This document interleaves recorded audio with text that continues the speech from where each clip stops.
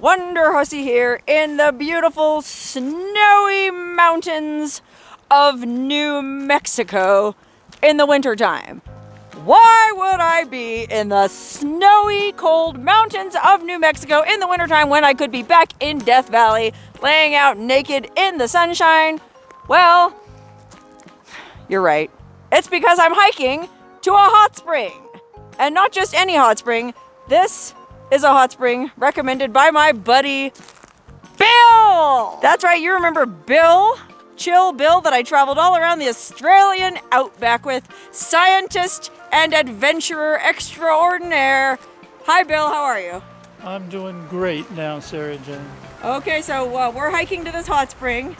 The original idea was we were gonna snowshoe to it, but not enough snow. That's right, because it's been an unseasonably warm winter.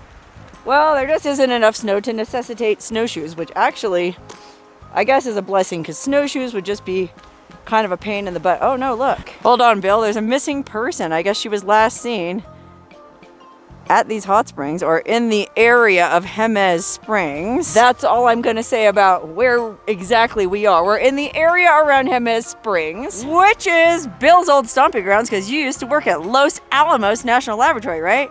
Just 30 miles over the hill. That's right, Bill, AKA Oppenheimer. Not quite. Okay, well, if anybody has seen Ingrid Colleen Lane, here's a picture of her. Call this number, because there's people who love her who are worried about her. Anyway, Bill, let's get started on this hike. We have like, what, 5 miles to go? 5 miles to the spring. 5 miles to the springs, and it is cold. I think Bill's truck said it was like 33 degrees, 32. It's windy. There is still a significant amount of snow on the ground. Woo! Hopefully these springs are as hot as Bill says they are.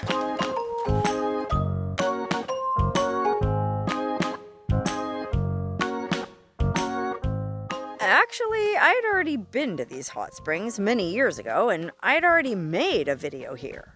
But Bill lives in the area and has been jonesing for another adventure with me ever since we got back from Australia last May. But because I have so much going on in my personal life, I hadn't been able to meet up with him, and I felt bad about that. Bill and I shared some pretty crazy experiences down under, so when he proposed I come visit him in Santa Fe this winter so we could snowshoe to the hot springs, I made the time to fly out and go on a few adventures with him. My personal schedule is perpetually jam-packed. I'm not one of those people who sits around twiddling my thumbs, and I never really have any free time. But despite the fact that I was in the middle of a remodeling project, I made the time to go out and visit Bill and see what these hot springs were like in the winter. And honestly, it was nice to get away to the beautiful forest and just escape my hectic life for a few days. Especially to soak in a beautiful, natural hot spring. Is this them?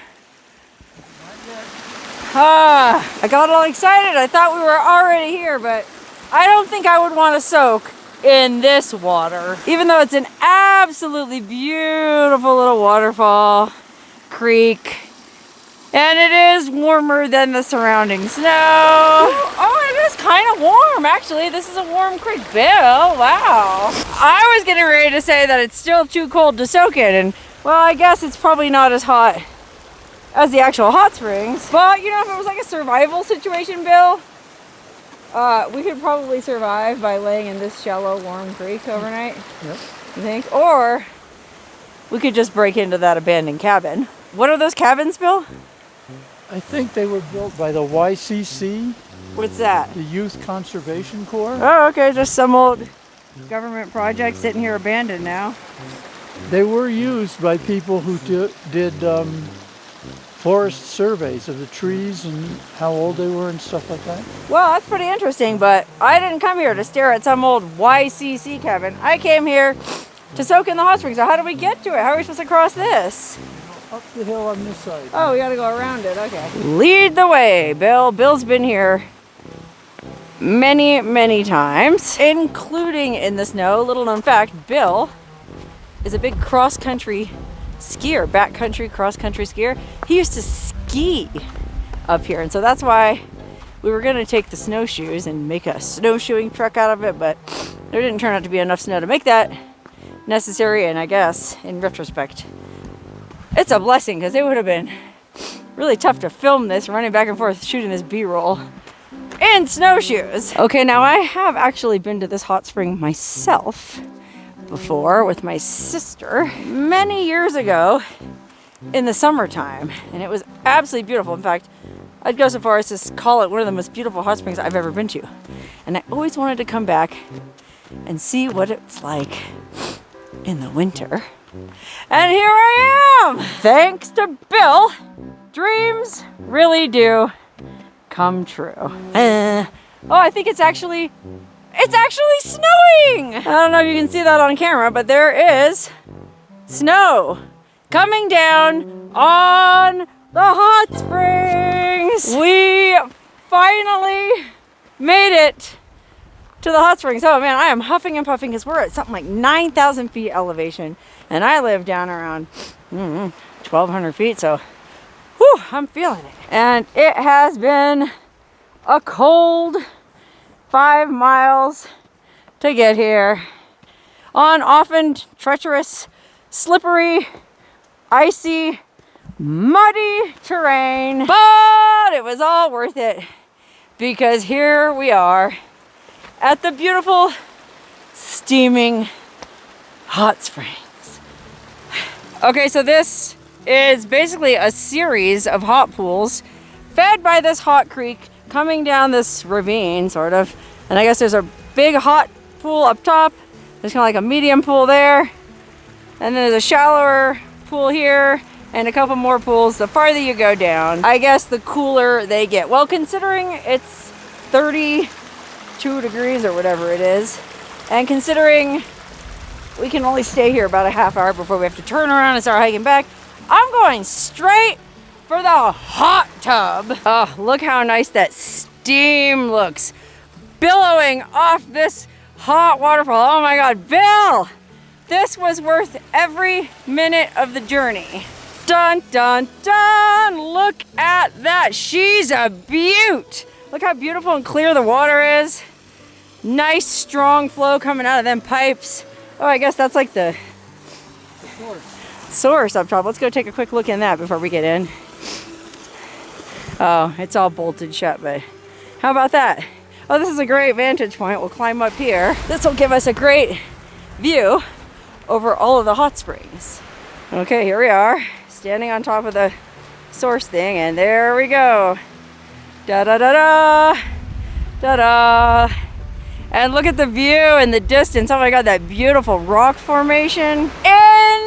Incredible! Woo, it is so cold here.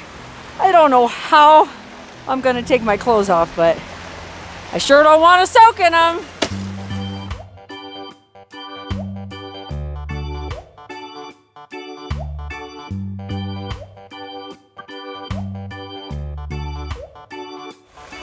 Woo! Man, it is chilly. There is no way I would take my clothes off under conditions like this if I didn't know there was a hot spring waiting for me. Okay, Bill's moving over to the far side of the pool so that we don't offend the YouTube censors. Let's get in this dang hot spring. Oh my God, my feet are already numb. They're so cold. Let's see how nice and warm this water is. Oh, it feels amazing. Okay, it's time to lose this robe. Okay, let's get in this damn water. Oh yeah. So much better. Oh my gosh. Wow, this is so amazing. I would guess the water temperature is 104, 105. I would measure it, but Bill, the scientist, forgot his thermometer. That's okay, Bill. I still enjoyed hiking with you. And that's not the only thing Bill forgot. He made a thermos of hot cocoa with Kahlua in it, and he left it in the car. Bill! I guess it's just not my day. That's okay. We'll just enjoy it, I guess, when we get back to the car. Oh, man, I gotta get in all the way up to my chinny chin chin to warm up. It is so cold. Y'all, I'm from Death Valley. I'm not used to snow. I'm not used to 32 degrees. I am not used to these conditions, but oh my gosh. This hot water makes all this worth it.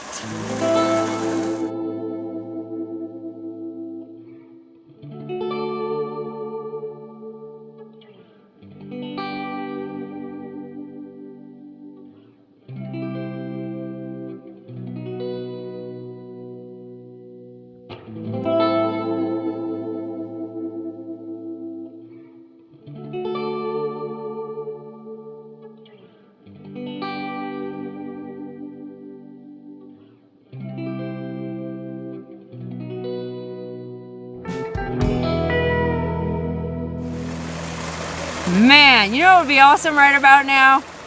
A mug of hot cocoa. I'm pretty sure that those little leaves there are wild watercress. Oh, look at that, watercress. Oh, do you feel confident enough about that to eat them? We do. Oh, let's try some watercress. Since we can't have hot cocoa, we might as well have salad.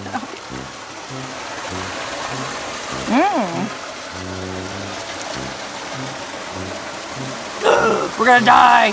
Wow, look at this hot creek coming down over this hot algae on the side. It's real soft and slippery and warm to the touch. In fact, gentlemen, I'd wager this moss would remind you of something else if you were to jam your fingers into it. Those of you who've been watching my channel for a while might remember I did a video down by the Hoover Dam hot springs talking about this same phenomenon. What can I say? I'm irreverent. Just kidding. Oh my god, this feels so amazing. I always say that I want to soak in a hot spring in the snow, but I say that as a desert dweller who has this sort of vague concept of what it would be like to hike through the snow to soak in a hot spring. Now that I've done it, I can say it's every bit as amazing as I imagined. Bill, thank you for doing this hike with me. You are more than welcome, Sarah Jane. Bill and I have adventured in 2 hemispheres now. We've gone from Australia to New Mexico, and well, I'd say we're still having a pretty good time. I would say so too. Now, you used to ski to this hot spring, you were saying? I've skied in here probably a dozen times. And you did a lot of backcountry skiing back in the day, right? I have done quite a bit, but that was a very long time ago. Okay, but you were telling me that you skied from June Lake To Yosemite Valley. to Yosemite Valley. He skied over the Sierra. What year was that? 1985. In 1985, you and a buddy? Yep, two of us. Two guys skied from, I mean, if you don't know the Sierra, I guess this is not big of a deal to you, but I mean, that's an immense undertaking, right? Yeah, it was a big deal. How long did it take? 7 days. You guys were out in the snow in the backcountry skiing for 7 days. Bill, you're a stud. We had a single tent, and there were 2 of us. It was a fair-sized tent. And yeah, it was just snow camping like people do. Crazy people. But it was in the days before very many people did that. We were kind of, I think we were kind of unusual at the time. Bill, I hate to break this to you, but I'd say you're still kind of unusual.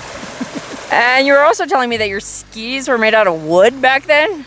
Yeah, we skied on our original skis that we had bought when we were graduate students at Berkeley. Berkeley? Bill, that must be why you're so unusual. You went to Berkeley? I went to Berkeley. You don't look like a hippie, Bill.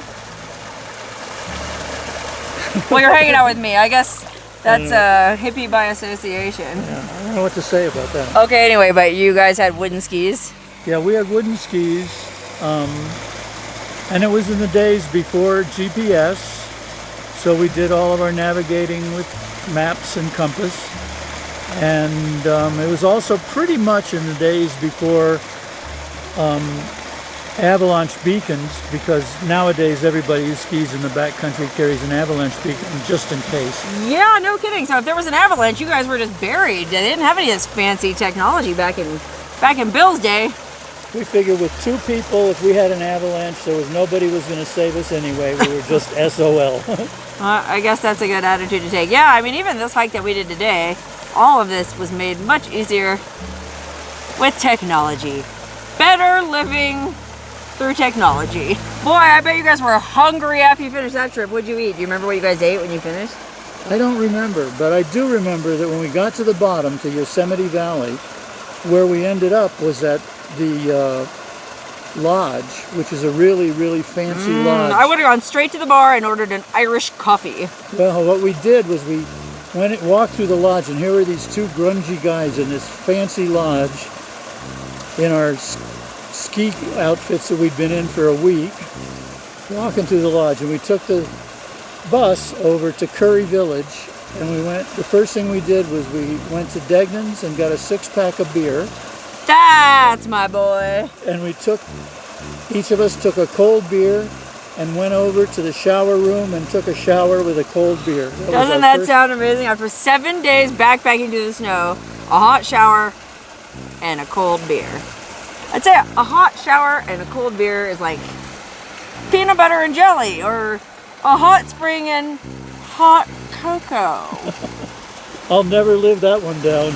Bill, I'll be reminding you of that even if we travel to Pluto.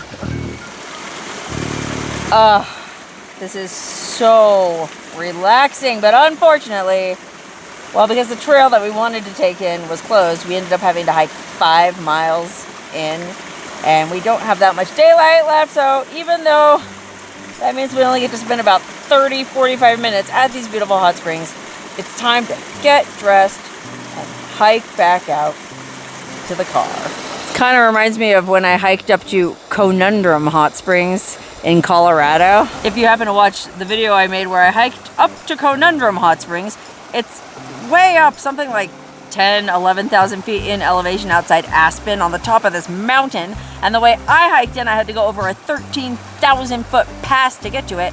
And all of that for a 20-minute soak. We were only able to soak for 20 minutes because that was summertime in the Rockies and these afternoon thunderstorms roll in, and you don't want to get stuck on the mountain in a thunderstorm because you might get hit by lightning. So after all that hiking up and over that 13,000 foot pass, we had to get dressed and go back after only soaking for 20 minutes. Hey, c'est la vie. I guess that's the hot springs life. Okay, Bill, I'll get out. Ugh, seriously though, the last thing we want is to get stuck up on this mountain in the snow. Okay, we might not have to worry about lightning strikes, but we would have to worry about hypothermia. Right about now is when I'm glad I brought my bathrobe. It took up a lot of space in my pack, but it makes getting out of this hot spring just a little bit easier. Woo! You know what I mean? All right. I guess I'm ready to hike back to the truck and the hot cocoa.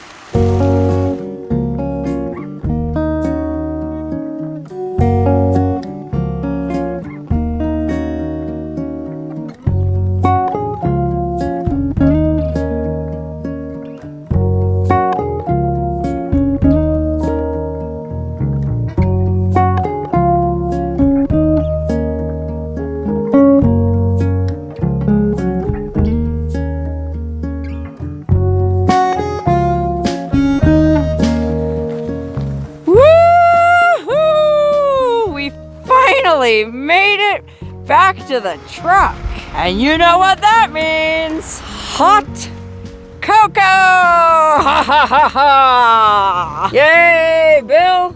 The only thing better than having hot cocoa in the hot spring is having hot cocoa waiting for you in the truck at the end of a long hike. Cheers, Bill, to another successful adventure.